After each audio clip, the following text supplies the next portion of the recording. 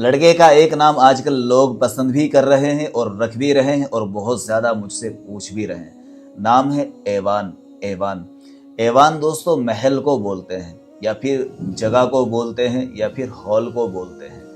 तो अब आप खुद फैसला करें कि इस माना के एतबार से हमें ये नाम रखना चाहिए या फिर नहीं रखना चाहिए। मैं तो मशवरा देता हूँ कि भाई किसी सहाबी के नाम पर नाम रखे, अल्लाह के नामों पर नाम रखे, मोहम्मद सल्लल्लाहु अलैहि वसल्लम के नामों पर नाम रखे। लेकिन अगर किसी को बहुत ज़्यादा पसंद आ रहा है ये नाम, तो इस नाम को भी रख सकते हैं। मीनिंग आप खुद देख सकते हैं कि इसकी मीनिंग क्या है।